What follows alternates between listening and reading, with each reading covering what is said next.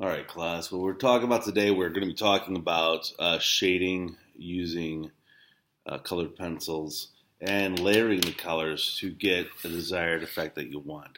You can see here this looks like flush tone, but the colors I use first, you can see, maybe, let's bring it down. I started with a green. You can see here with the bone, I started with blue, like a light blue, and you can probably see a dark blue a little bit in there.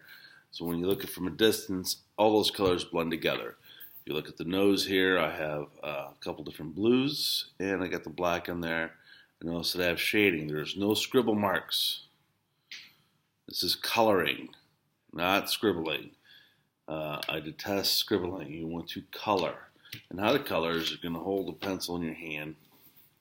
And what I like to do, I don't know if you can see it, but I like to make sure that it's kind of tapered.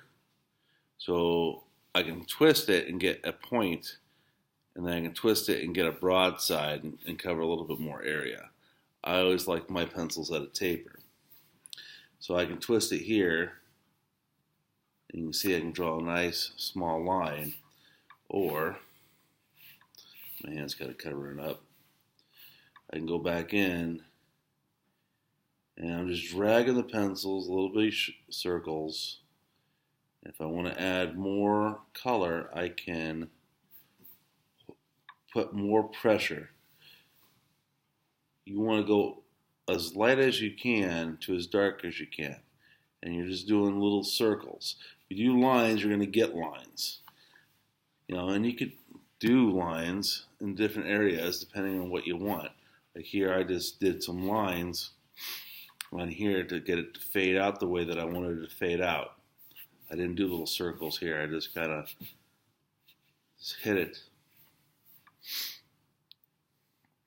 Okay. So you want to think about what kind of effect you also want. Like here, I just got some lines tapered. And you see I smoothed it out so it looks intentional. All right? But if we're coloring large areas, you want little circles. So I'm going to go over my pencil lines here. I'm going to get that line with that sharp edge. And then I'm just going to start laying the pencil down to where I get a light color and I can press. So my pencil's constantly moving, and I'm putting it where I want it to put it and put the color, like I'm scrubbing. And then I just add the pressure where I want to get the effect that I want.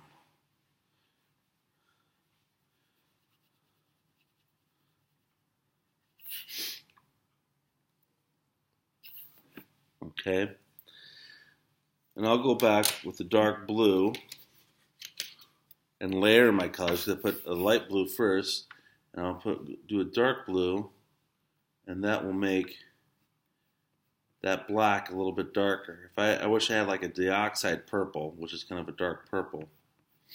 Okay. If I wanted to get that, I can go over and use red over top of it to get a kind of a purple. Have a warm, cool tone, basically. And you can see I'm not pressing hard. I'm just kind of doing that streaking that you saw earlier, where I can, do the circles and get that darker color to make that pop a little bit. Make that black a little darker by putting a blue or a darker color over top of it. And that will richen the color, make the cover more vivid. Vivid.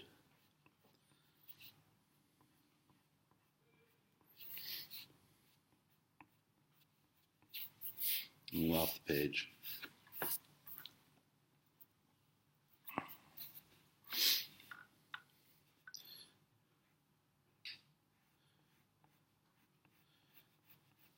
So hopefully you can see on this camera that it's getting darker. If it's getting darker, it's going to push that white color forward and make it pop out a little bit more, make it more appealing.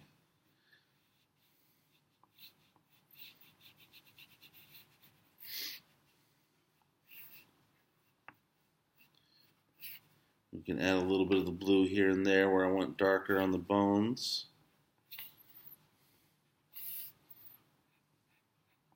You don't have to put it everywhere, just where I want it darker.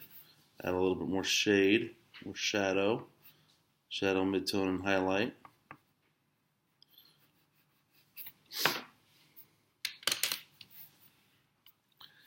And that's layering the colors on top of that. Now for the flesh tone, I like to use green. The ones I have at home, I have a wider selection than what we have here, but I've been using orange over top of my green. You're going to go right over top where it is at. This, whoever sharpened it at a fine point. I'm not laying down a whole bunch. I don't want to make it overly orange. I want to add my colors over top of my orange to help accentuate and mix them on the paper so that we can get our shadow, midtone, and highlight.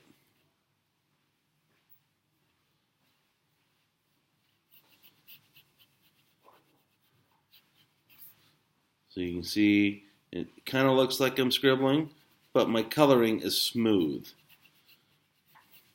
I'm just doing circles, adding pressure where I want the pressure to be, and then going lightly and blending my colors together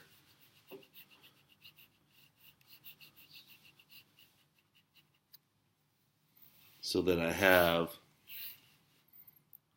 them into one. I turn it into one vivid hue.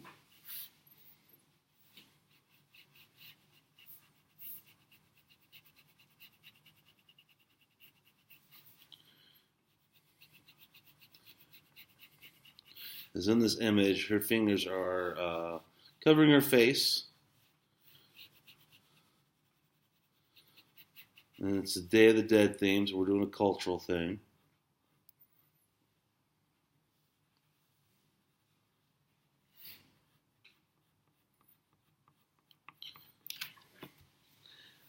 And we can get a nice bright color doing that.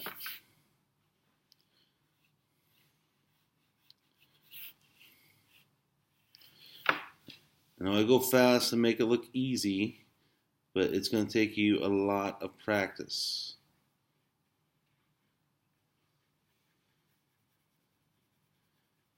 It's not going to look just like mine because I've had lots of years of practice.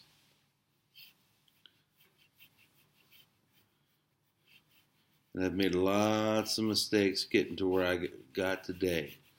So you're not seeing me just unfolding this out in 10 minutes. You're seeing a combination of 43 years of trying, not quite getting it, trying, not quite getting it, trying. And if you ask me, I still haven't quite got it. I'm still working on it. I still want it to be better than what I see it as.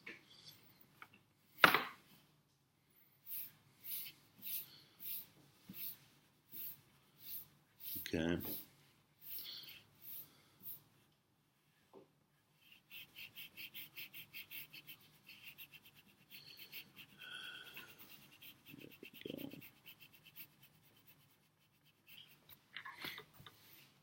So you can see the fingers are coming together quite nicely. You can see the rest of it. I'm doing the same thing for the rest of the drawing. For the skin tone, eventually I'm going to add yellow. For the shadows, I'll probably go with this umber or brown. I'll even add a dark blue to it, and maybe even a little bit of this purple to warm it up. There's many different ways that you can go about on layering your colors to get a flesh tone. This isn't the only one answer, but this is the answer that I enjoy doing the most. You can experiment and figure out what answer works best for you. You might choose less colors. You might choose more colors. But as long as you're layering your colors over top of each other to get a more vivid look, and not going to black just to darken it, because that doesn't work. It turns yellow into green and changes the color. It doesn't really darken it. To get your shadows, your midtones, and highlights, that's where I want you to be.